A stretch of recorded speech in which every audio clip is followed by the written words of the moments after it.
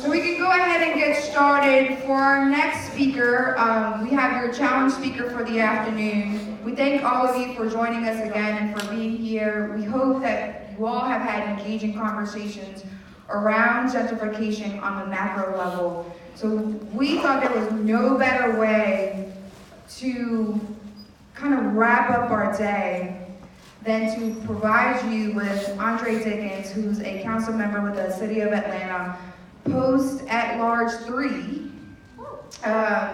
So please welcome Councilmember Dickens to the stage, and I will let him take it over. What's going on, Lady Atlanta? How y'all doing? So by now you guys have heard from, Amanda Ryan, Mike Carnathan with all his maps and stuff. We talked about my boy Leonard from Quest. That's my friend. He was in my Leadership Atlanta class, the best class ever. So I'm sure you've heard about them. You're taking these visits to these community areas. So now you've seen all that. You have the nuts and bolts and the history of gentrification. I just stopped by to give y'all a little bit of flavor to it, a little bit of my perspective. And I'm glad that they asked me to do this. This is a topic that I spend a lot of time on and I know a lot about. I indeed love Atlanta. This is my home. I love this city. And so I love the city so much that, and I'm from here, I'm born and raised here. So I see the city as, right now, it is on a pathway and a continuum. And I represent part of that continuum from old Atlanta and Atlanta United. Right? Old Atlanta and Atlanta United. A lot of people sometimes see that as an either or, right? A new school, old school. I see it as a continuum. And I kind of wanted to talk today about that continuum and how we have to embrace it if we're going to be leaders. We have to manage the healthy tensions that exist in any mixture that we're in. The healthy tensions between those of us who, old Atlanta, between Gladys Knight and Andre 3000, and New Atlanta, Atlanta United, Joseph Martinez and Tata Martino, all right? That's the coach of Atlanta United. Me being a fan of both, I kind of want to express this as we talk a little bit about gentrification today. So I wanted to spend this time to let you know I'm a fan and I'm a promoter of both the old Atlanta and Atlanta United. These four words, old Atlanta, Atlanta United, can be worlds apart to some people, or they can be very close together with a very thin line, and we have to learn how to deal with that. It's a tough job to manage it, but that's what we are to do. So discussing gentrification, most people discuss it from an economic perspective, the economic changes that occur in a community. I also want to talk to you today about the cultural changes that occur in a community as we look at it on the whole. Looking at gentrification from just purely an economic perspective, we can see that rents are rising. I'm sure you had plenty of data today that showed you that the rents were rising, property values, and the resulting taxes from the increase in property values are causing people to be displaced. You also have those that are on fixed income or stagnant incomes. They are becoming victims of displacement due to the cost of goods sold in their area. The value of the products that are being sold just in their area are going up. Insurance costs, if your property value rises, then your insurance costs rise. And you had nothing to do with those kind of changes. So your taxes rise, your insurance costs rise, and if you're renting, then of course, then your rent rises. Sure, there is a such thing as positive gentrification. And of course, there is negative gentrification. I see positive gentrification as basically revitalization. A new person, a new family moves into a long abandoned home, a community that has vacant lots, and they move into that home, and that home, as long as they keep it within a similar character of the rest of the houses in the neighborhood, the community, and the existing neighborhood, then that's just positive gentrification. Or simply put, we call it blight reduction. They're reducing some of the abandoned properties by moving in and giving them productive life. And even businesses that move into abandoned warehouses and storefronts, they give them life and vibrancy. And so those storefronts, exactly, all that stuff, that's not bad at all. That's positive. That's revitalization. This type of revitalizing economic activity could reduce travel time to work for some folks. If you're living in a certain part of town that has that's in a food desert, you don't have grocery stores, you don't have any job centers, well, you do want economic activity. You do want someone to move in or to open up a grocery store or some other things. When I was growing up, my neighborhood in Adamsville in southwest Atlanta, we used to have to drive to Cobb County just to get groceries and shopping and things of that nature, because in our area, there wasn't any place to shop. So if we did have new storefronts open, if we did have new businesses open up, we would have been very excited about that, because we would have had options for work, options for us to get goods and so on. So that's positive. But of course, we do know the negative aspects of gentrification all too well. The loss of long-term legacy residents, those people who make Atlanta a place that you wanted to come to, a place that a lot of folks move to because of these long-term residents. Predatory investors have been just knocking on senior citizens' doors, offering them money to move out of their homes so they can take it over and flip it, to rent it or to sell it to other people. Some predatory investors have been messing up people's homes to be able to cause a code enforcement violation, so that triggers an expense that a senior or somebody can't pay, and therefore then they have to not only the fee to go along with that violation, then they still have to do the repair that they were not prepared to do. That predatory preying on those people that don't have income, that has to stop, and that has occurred in our town and in others. Rising home values due to inflated prices around legacy residents. Maybe I'm a legacy resident, I've been there 30 years. The house next door to me and the house down the street gets flipped and gets all beautified, etc. Then of no fault of my home value goes up. And so now I'm on a fixed income and I have to pay higher taxes just due to the fact that my property value has increased, etc., etc., etc. So if you think about it, Old Fourth Ward's average home sale went from $126,000 in the year 2000 to $290,000 in 2018, basically double. In 2015, an analysis done by Governing Magazine, it says that Atlanta is the 5th most gentrifying city in the United States. I was trying to find out where we stand now. I'm sure we're there or even worse. What I also know is 90 to 95% of everything that was built in the last 5 years has been in the luxury category. It's well out of the price range of our average income, our average workforce person in Metro Atlanta. In Metro Atlanta, median rents have risen by 50%, but wages have only risen by 10% in the last 6 years. So that means people are now cost burdened. Atlanta, particularly this county, is 3rd in the nation in evictions. We're 3rd in the nation in evictions. We have 400 evictions each month. Now, do you see the correlation between housing cost increases and wage stagnation that can then lead to evictions and then gentrification? So we're creating policies. I'm thankful that we have created policies to combat this negative gentrification issue. One of the first policies I ever did, I've been on council now this is my 6th year, the start of my 6th year, and since I got on council, a number of policies that I've done, and a lot of other council members and the mayor's office and others have put together some policies. One of the very first policies that I did was to create a owner-occupied rehab program for senior citizens along the Beltline. Senior citizens along the Beltline could apply, and they still can do this, apply for up to $25,000, I think we moved it up to $30,000 now, in terms of repairs for their homes, so they can stay in place. Predatory lenders or predatory investors would come by and see a tarp on your roof, or see your porch was leaning, or see some problem with that, and they knew that you didn't have $20,000, $25,000 to fix it. Any day now, you're gonna need some assistance, and you don't have cash. So what do? You just take the money and sell out to this investor. Well, we stopped that by giving them a means to get their roofs repaired and they can still stay in place. We did that in 2015 and it still exists today. That was one of the first policies I did when I was on the Beltline board in Invest Atlanta.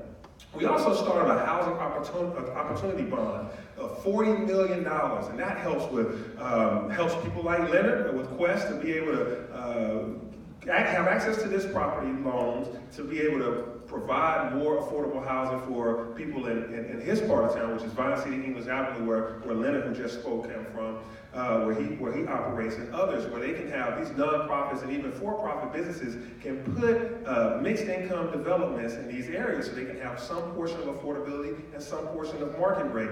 We also do long-term loans to individuals trying to buy a house, down payment assistance for first-time home buyers, etc. We also created a homeless opportunity bond where we are now building shelters and things to try to combat homelessness. The Westside Future Fund and Blank Foundation, they did a great thing to pay the rising taxes over at Vine City and English Avenue, and that way anybody over there that if your income is staying flat but your taxes are raising, they're paying the difference in that, and that's been a great policy too. So I also mailed out recently, about a couple of years ago, 20,000 flyers to seniors about discounts that they can have access to. Seniors get discounts with Georgia Power, electricity, water, SCANA, and other gas companies, even MARTA and other things. But making seniors aware of what discounts are out there and making sure those discounts go, they may not have been a senior when they got into this home. You think about it, they might have had this home when they were 30, 40 years old, but now they're a senior and they don't know that they have access to these discounts. So making them aware.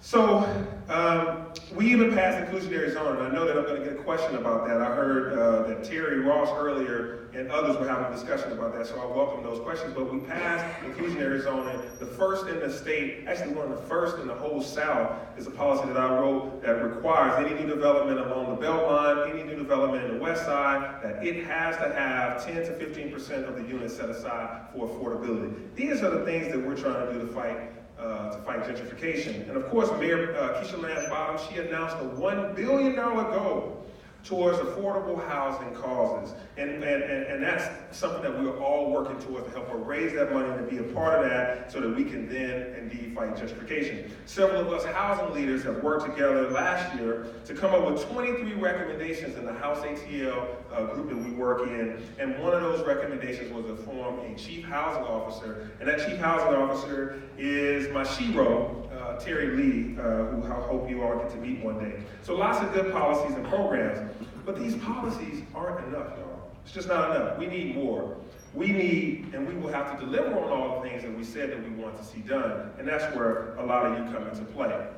And so when housing costs outpace wages by this large margin that we talked about, where 50% housing cost increase, but only a 10% income increase, then you got a big problem. It begins to have a huge effect on our ability to retain our police, to retain our firefighters, our school teachers, our nurses, etc. And other moderate income people throughout the city. It is just hard to maintain these folks because if your income is not increasing but all your costs are increasing, then you keep moving further and further out to where you can afford to live. And they call it drive until you qualify. You continue to drive outside, keep driving until you qualify for a home or you qualify for rent. And so our service workers, our retail workers, these civil servants begin to get pushed out. Right? And so they involuntarily have to move outside of the city, and that can affect their productivity. It can also affect their morale.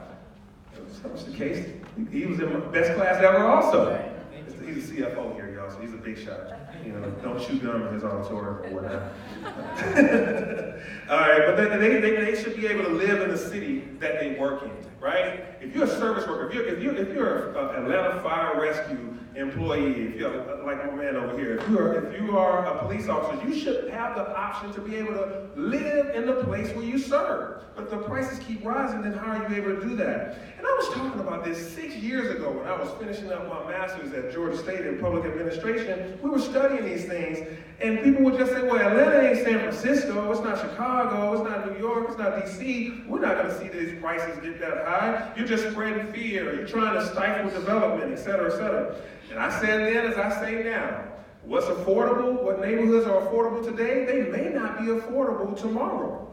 Many of you and others may know about a Grant Park that once upon a time was affordable, a East Lake that once upon a time was affordable. West End used to have some housing that you could go into and buy and rent. Westview, even over here now. All throughout the city, these areas, 20 years ago when we had our last Super Bowl, well, our last Super Bowl was 01, these things were affordable back then. And in the Olympics in '96, these things were affordable. Now, not so much. We will one day, unfortunately, start to look at ourselves and say, maybe we are getting too close to look like these West Coast cities that are having these challenges, right? And so then that has a huge effect on the culture. It has a huge effect on the culture. As I said earlier, a lot of us tend to talk about the economic effects of gentrification. People being moved, getting displaced. We look at it as numbers, the cost of rent, the number of this and that. But we should also look at the cultural effects.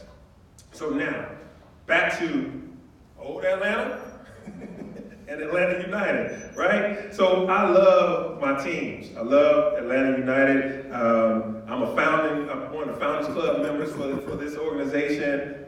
Went to meet Arthur Blank when this thing was first announced. My best friend Larry Stewart is a Atlanta United fan.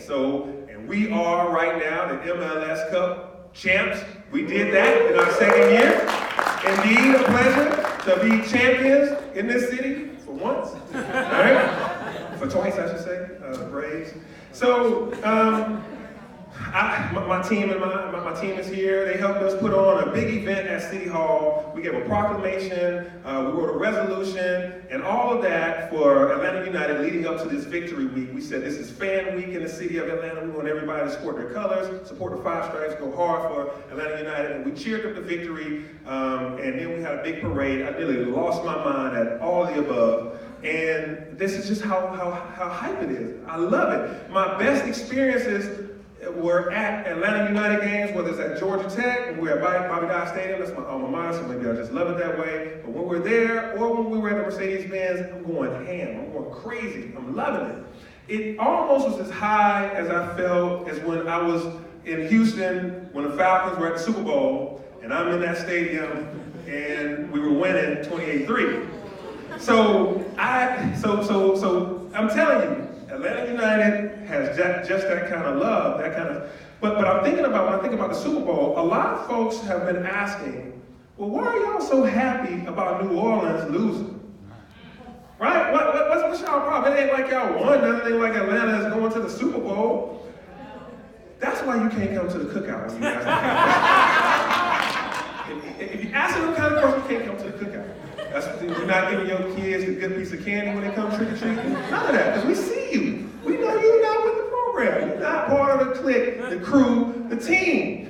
My enemy's enemy is my friend. So the Los Angeles Rams, if they play the New Orleans Saints, we cheering for the Rams. And now New England Patriots are coming here. We're cheering for the Rams all over again. We don't want New Orleans to win. We don't want New England to win. We don't want anything new around here. That's why we got Orlando.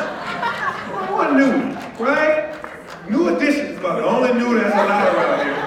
They from New England, so they get to talking slick. We getting rid of them too, right? So the point is, being born and raised here, I'm an APS student, all K through 12, Georgia Tech, Georgia State, so I'm a homeboy, as they would say. So I rode MARTA voluntarily and involuntarily as a mode of transportation growing up.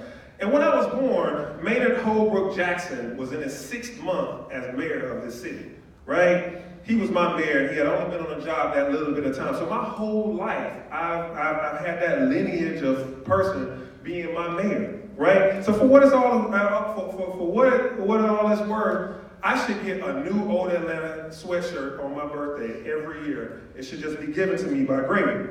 So Mayor Maynard Jackson is generally accepted as the political and economic emancipator for black folks in Atlanta, the South, and beyond. This great man essentially changed lives. He changed the trajectory of our city. He, along with his cabinet, his supporters, his team, many still living in this city and trying to advise us today, they were all about minorities and others having a fair shot at the economic activities. They rightly and accurately saw that Atlanta City Hall, the Atlanta Airport, and the colleges and the university systems that we all have around here. These are and were then the economic engines of the South, of the entire South. So minorities are too big in number in the South to not participate in that growth. That's why he offered up inclusion. Of course, this only was a few years after Jim Crow segregation, Civil Rights Movement, Voters' Rights Act, and ridiculous stuff like redlining. This is shortly after that, he gets elected mayor, and he sets us on a course to where he's saying that 30% of all contracts have to go to minority businesses so that we have inclusion and fairness in the city. Once upon a time, you could live in this city and afford to rent or buy a house even if you didn't have a college degree, even if you didn't have a master's degree or some big fancy title. You could send a child to college. My mom did, basically. You could be an artist, you could be a teacher, a bank teller, you could be a nurse, a retail worker, and you could still have a place to live in this town. So you had a full fabric of people living in the city. And now you can start to see some of that erode, right? Civil rights leaders then, like Maynard and others and company, they made a way for us to participate in this economy, but also in the cultural growth. It was inclusive. So I shared that brief history because of the ties to the economic effects and the cultural effects of gentrification. So as new leaders, you gotta know that leaders then, as leaders now, are called to be responsible by the people who you want to have an opportunity for. How do we all participate is the question that you have to ask. How do we all participate? Where is the opportunity for everyone? How are we all included in the change for this is the question that has to be asked for new leaders and for old leaders. How are we all going to be involved in this change? That is a part of our culture in Atlanta. That is what we're known for in Atlanta, being welcoming and inclusive. There's a man by the name of R. Roosevelt Thomas in this organization he created called American Institute for Managing Diversity. And he talks about how it's not just about having a mix of population, just some numbers that you try to manage these numbers and say this many black, this many white. It's not really like that. Our goal as leaders is managing the differences, the similarities, the complexities, and the tensions that can characterize any mixture. It's about managing that. It's making sure that folks not only feel heard, but they actually are heard. It's about inclusivity, about equity, about fairness and justice. That is a part of our culture, and we can't let gentrification pull us apart and rob us of that inclusivity. The gentrifier comes in and he or she looks at opportunities to say, why don't all y'all get like me? I'm somehow better. I've kind of somehow elevated myself and made a way. I'm kind of doing it another way, a better way, rather than seeing a community that they moved into as vibrant or as something that's beneficial and say, how can I get acclimated and how can I learn about what they enjoy, what they do, rather than me trying to force them to get like me. Or separate myself saying, oh, all these neighbors around here, they do that, I do this. You understand what I mean by that? So being inclusive. And so to you guys, you all may not write a policy that fights gentrification. No, but you can advocate for them, right? You may not run a program that helps some senior stay in place or some low to moderate income family be able to have a place to live in Atlanta. You may not create that program, but you can promote one. You may not do any of that, but you can listen to legacy residents, these older Atlantans or whoever, when they talk in community meetings. Can't tell you how many times you go to community meetings and folks are just speeding through and only talking to people that look like them or act like them, and they're just like breezing right through.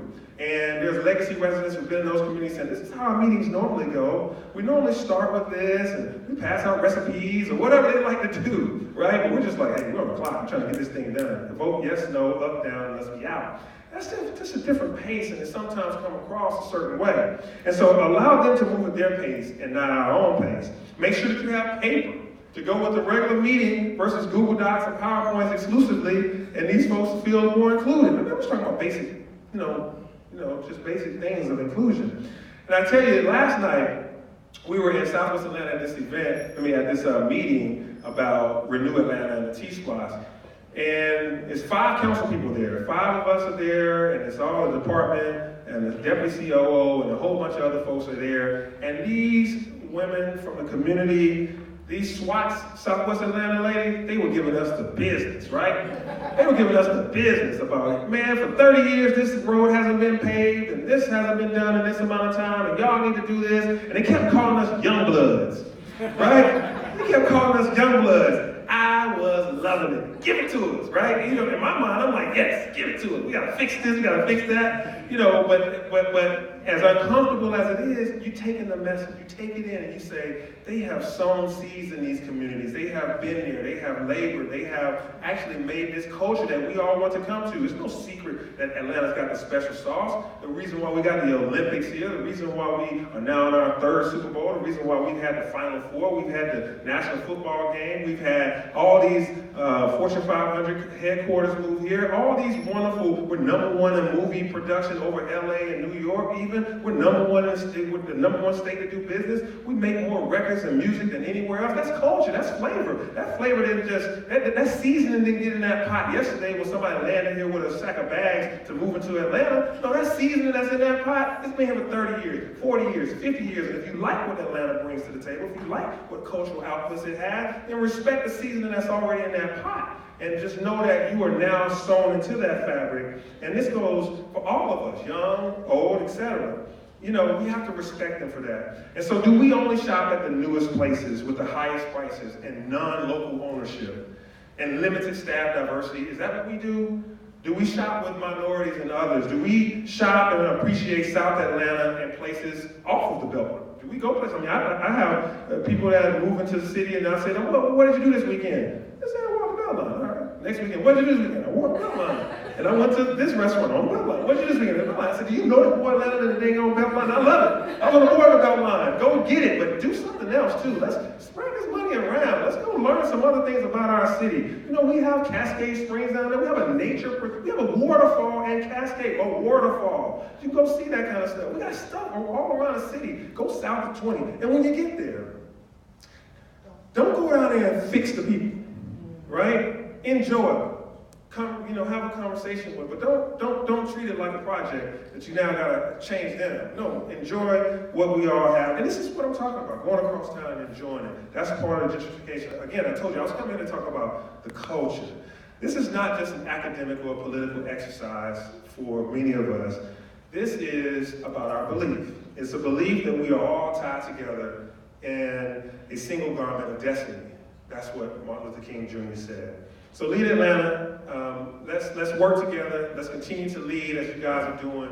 But let's lead in a way that unites Atlanta and respects old Atlanta, new Atlanta, and all things to come. And together we can, you know, solve this problem of gentrification. Again, it's not our fault, but it is our problem. Right? That's something I learned early on. It's not our fault, but it is our problem. So let's work together to solve that. Thank you all.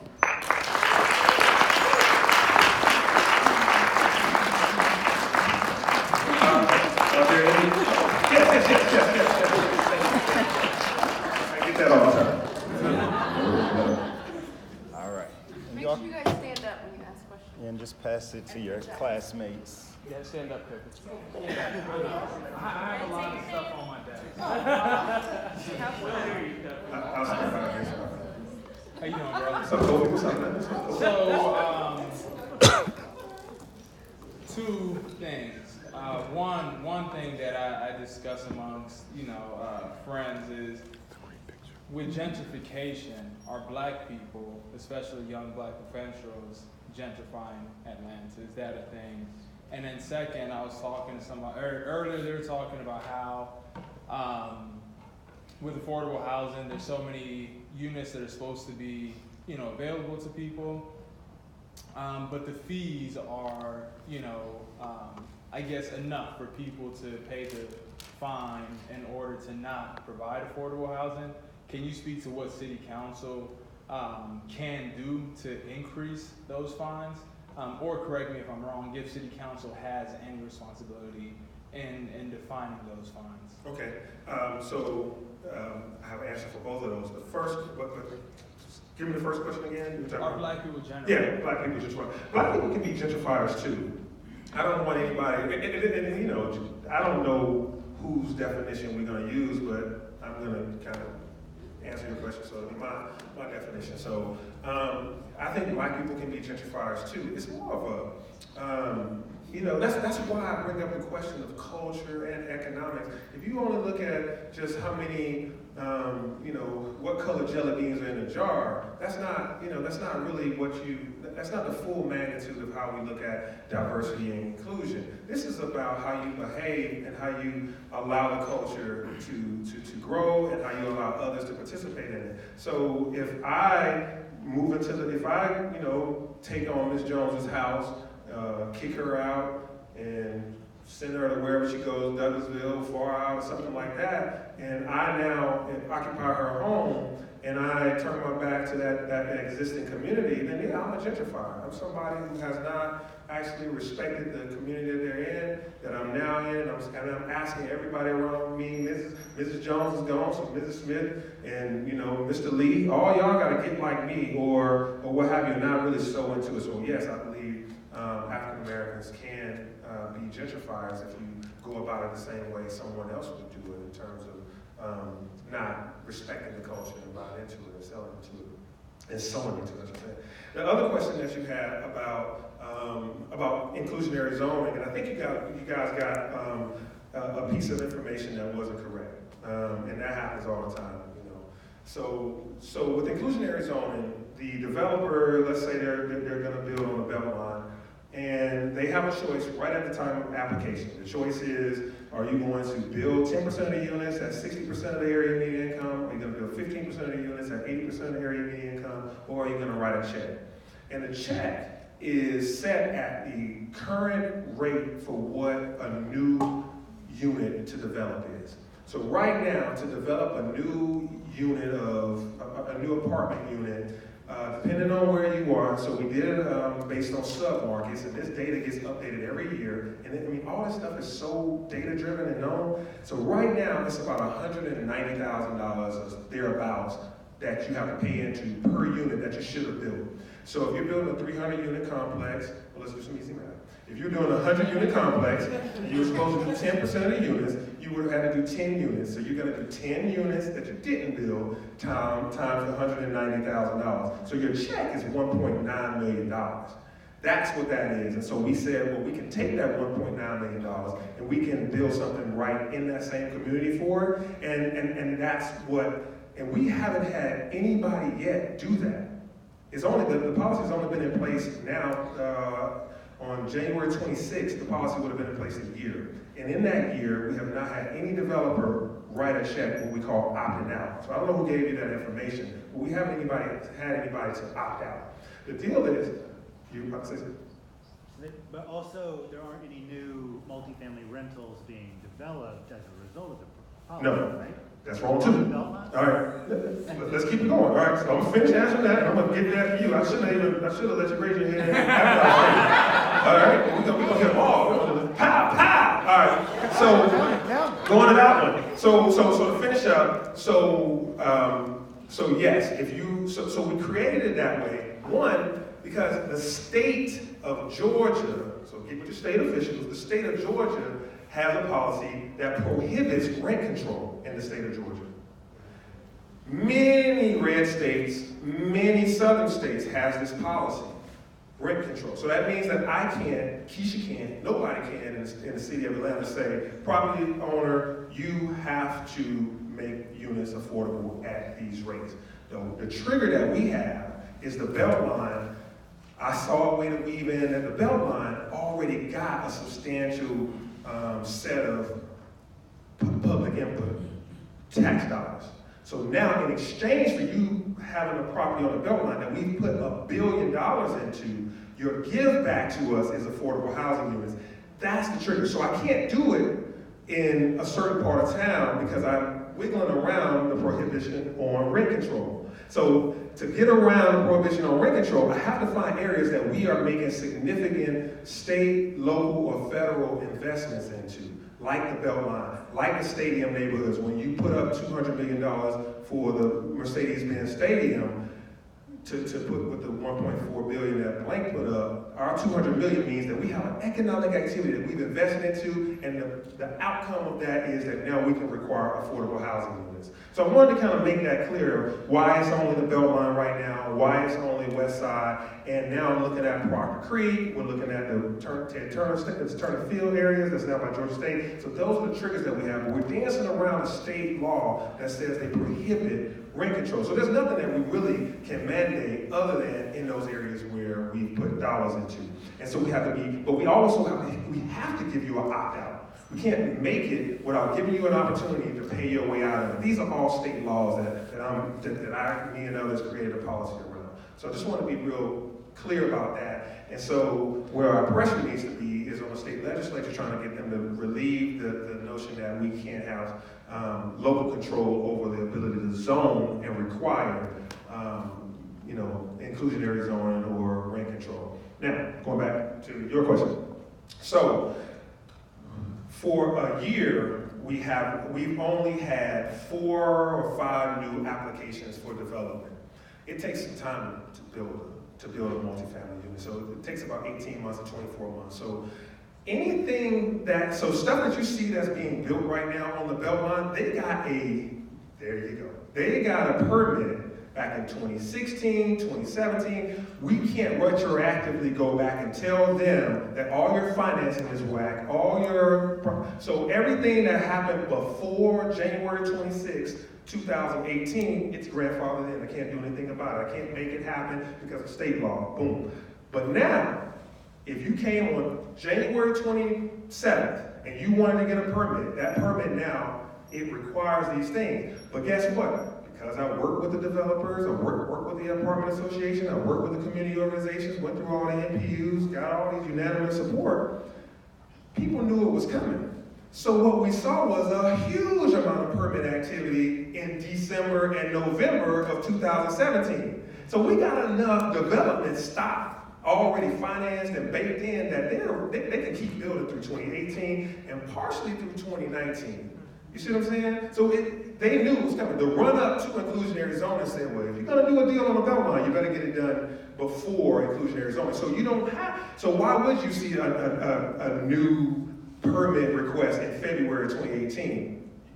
You should have got it done just a month before. And developers are smart, and I work with them. So you didn't see a lot of them, but what we do see now is we do have some. As of the end of the year, you start seeing 3 or 4 of them because they just like, hey, now it's time, I gotta do that. You also saw people go to townhomes and things like that. But that's going on all across the city. So folks moved away from some of the developers said, well, we're kind of getting oversaturated in apartments. Maybe I'll move to townhome stock or single family or that sort of thing. So, and we got good graphs and statistics on that. It happened in DC when they finally got around to do it. It happened in Portland when they got around to do it. It happened in San Francisco. So that's what happens is when you announce a policy, it's just like any policy. By the time it comes, everybody that would have gotten something done, they went on and got grandfathered in. But this will be helpful in 2019, 2020, and so on and so forth, so that every new development that you'll start to see along the Beltline, it will have affordability because they can't escape it. Any questions? Oh, get the mic. All right, thank you again for coming out.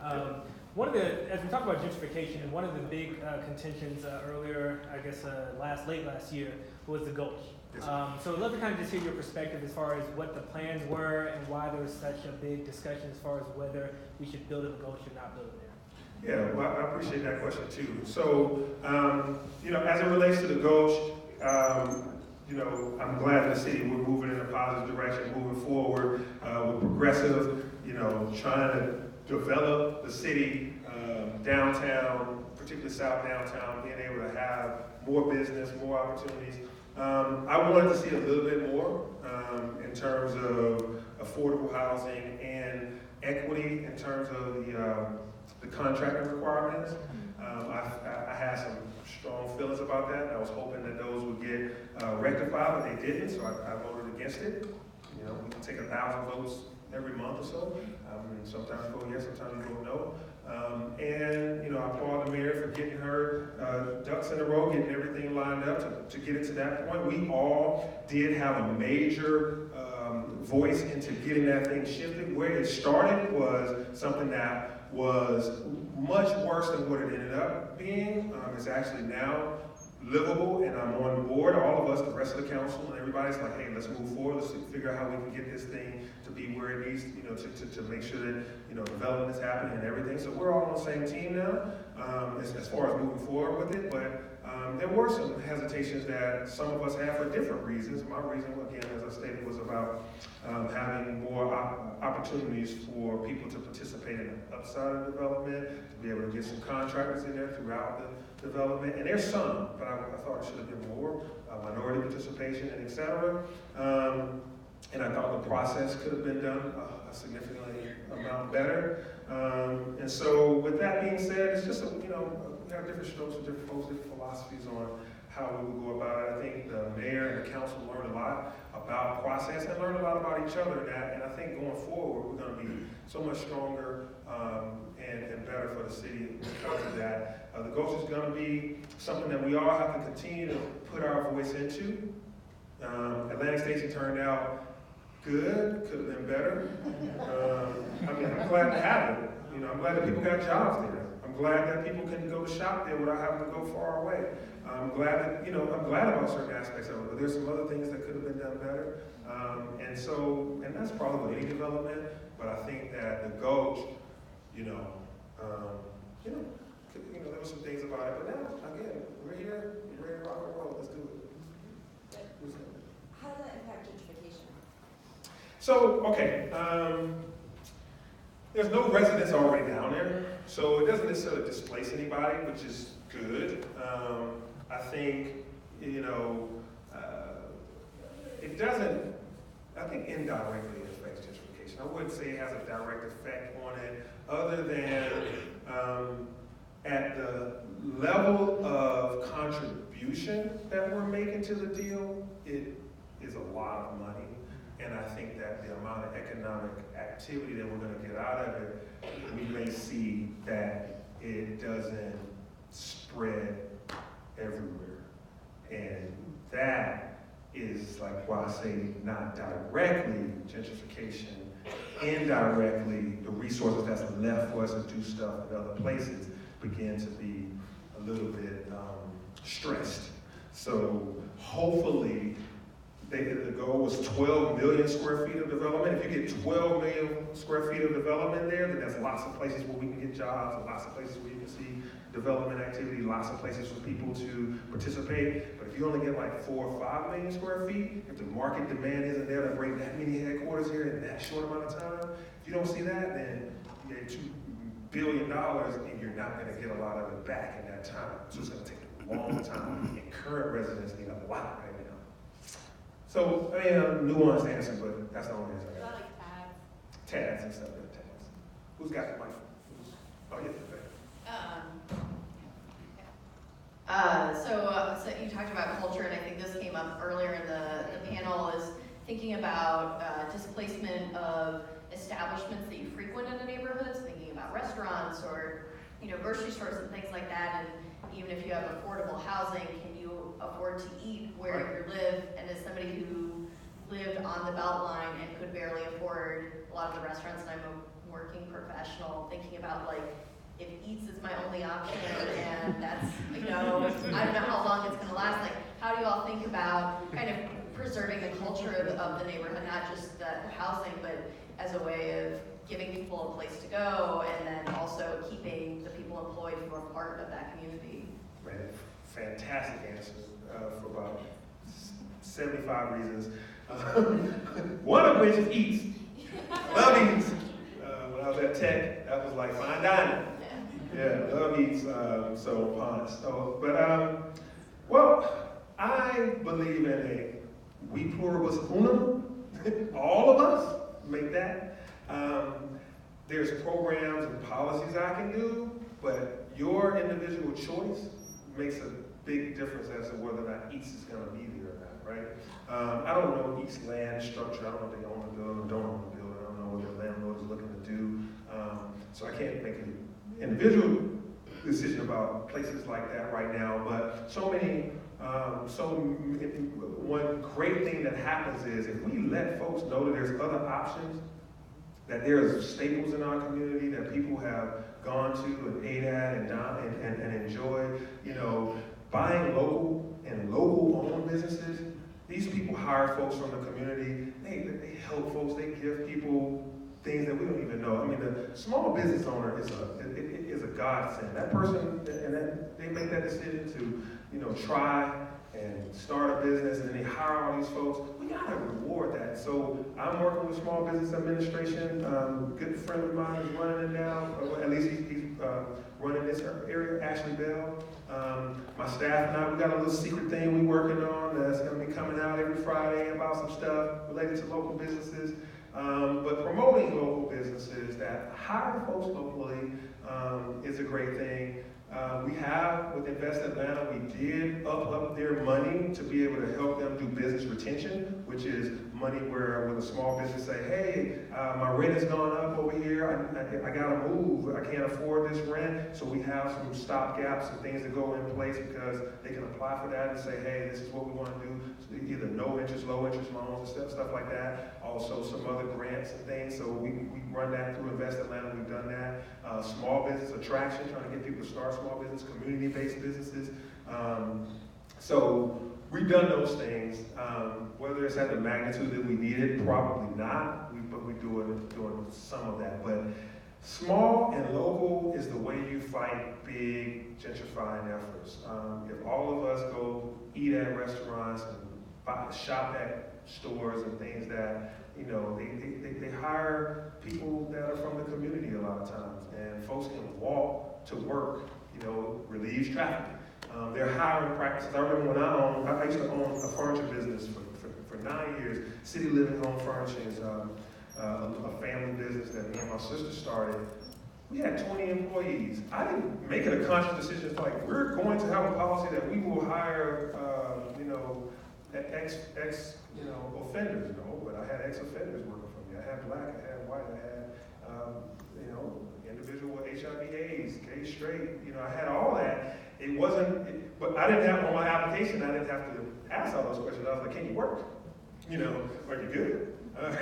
Let's talk about it. And then I hired them, and then later they find themselves being a part of your family, so I'm telling you all these backstories.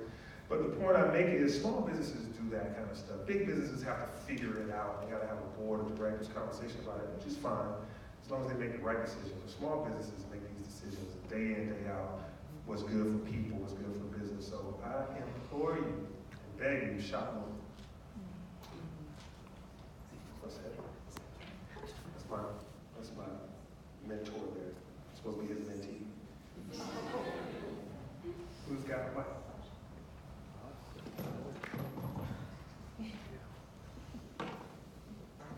Hey. Not on. Cool. I'll stand.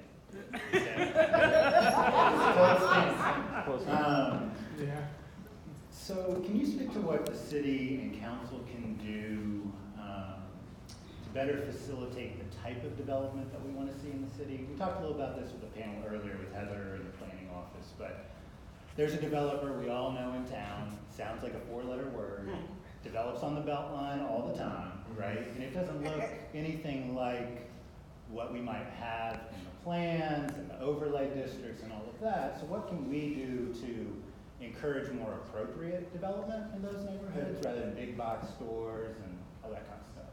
Another great question. I remember being on the Beltline board and Mayor Reed. We always get people asking us about development. Going through these reviews and stuff and making decisions about whether we're going to fund them or not. And I remember him saying, tired of ugly buildings, right? He literally, it was like a reaction that he had. And the way we sit, I sit next to him at, the Invest Atlanta board and Beltline board, and he was just like, can we do better than this? And to his credit, he was right. And we hired Tim King, our new city planning commissioner, and Tim King comes in and he's like, I don't like ugly buildings. I need stuff that's iconic. Why are you putting these cookie cutter buildings and leaving our skyline up to block, right? It's not that bad. I'm not gonna say they're just like ugly, but they're just not inspiring. And so we put a little bit more TLC into it. So what we created was a design review commission that I think we put it together about 2017 and maybe 2017, 2018. So again, some of the stuff that you see that's coming out of the ground probably was already through the process, but now you got to go to this design review commission, and we put them together. It comprises architects. It's got a professor from Georgia Tech's architecture school. It's got some land use folks, some transportation folks. So they are impaneled, I think, once a month of all developments that's coming through for that month. Before they get signed off, these folks have to say, what's the height, what's the look, how's this ingress, egress, where's the sunlight coming, how does this affect the building beside it, in front of it, and ingress, egress, how do people get into this thing and out of this thing, parking and all that stuff. So they have these questions, and they give feedback, comments to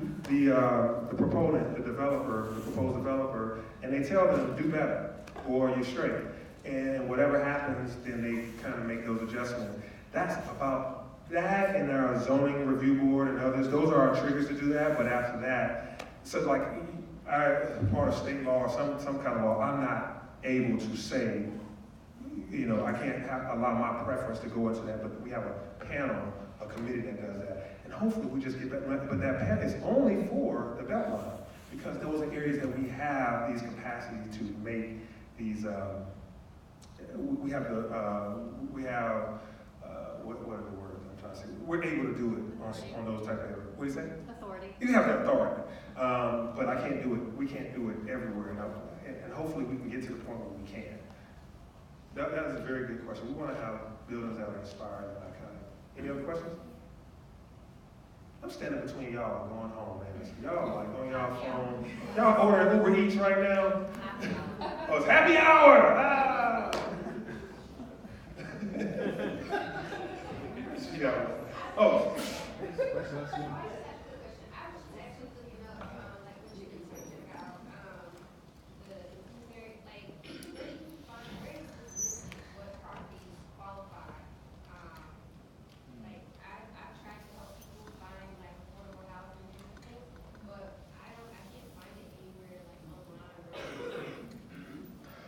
That's another great question. So, we need to create a clearinghouse that's like a Match.com for I need affordable housing. You got it, right? You got Apartment Finder and those places, and they do have some buttons on there that you can click that says like fair housing button or like low income button or what rent you want to pay. Some of those are on there, but a property owner has to want to go in there. So because of inclusionary zoning, we will have some controls in that matter, but again, like I said, we have only been at this for a year, and the properties that we have allowed to be able to do this aren't even out of the ground yet. So they're in the construction planning and development phase, so you won't see that stuff for a while. But you can always call my office, and then I can help you search by contacting the housing office, various people, Valerie Bernardo and some others. You can always call Atlanta Housing Authority. Oh, I'm sorry, they're no longer Atlanta Housing Authority. Atlanta Housing. You call Atlanta Housing and you tell them this is the price point, this is what I can afford to pay, this is what my income. They may have properties, but they also do a very good job of referring people to property owners that have properties. Unfortunately, what happens is, a lot of times with affordable housing units, once you move in there and you're set, you don't move out. You want to stay there because your rent is fixed at a certain rate, and until your kid graduates, and now because it's based on how many people are in your household, you see people staying there a long time. Good for stability. Stable housing means that the kid gets a quality education because they know where they are. That's one of the. I think that's number one. Number two factor in our graduation rate, by the way, is stability. Just we have kids that move 3 times in a year. That means they're going to probably have to meet new parents, meet new teachers, etc. So stability. So I share all that to say Atlanta Housing is a place to start. Those of you that represent organizations, you can call and strengthen your organization that may be, that's a nonprofit that helps people. OpenDoors.org. Open Door, doors or door? There's 2 of them. There's an Open Door that's like a realtor site, and there's Open Doors or Open Door that's a nonprofit. You call them and they know lots of landlords that have 1 or 2 extra rooms, 1 or 2 extra units, and they have a program for that. And that was put together by some developers actually that said that they wanted to They have already baked in that they were going to have a certain vacancy rate, like a 4 or 5 unit vacancy rate, and they said, well, we'll just put those out off to the side and open door managers. Open door. So look into that. It's the best I got. All right. So going with the concept of you incentivize what you want people to do and punish people with things you don't want them to do, what is the city doing to incentivize property owners or landlords to provide fair housing? So we have that's another good question, to be able to figure out how we can help a property owner that's already existing. Part of what we have is, on one hand, you have Atlanta Housing, which gets federal money from HUD, that they basically make a developer whole. So this property owner wants to charge $1,500 a month rent. Andre Dickens, he can only afford $750. The federal government makes up that $750 gap through Atlanta Housing or HUD. And what we have, but that's called Section 8. That's basically Section 8 vouchers. It works because you can get made whole. You get $1,500 and you get that money on the first of the month, along with the money that the actual tenant pays. There's always been some negative stigmas around that, but what we've done is, over the past 2 or 3 years, is put a lot of strict covenants in place between the tenant and the property owner. So now, behavior, conduct, number of people staying in the property has really greatly improved.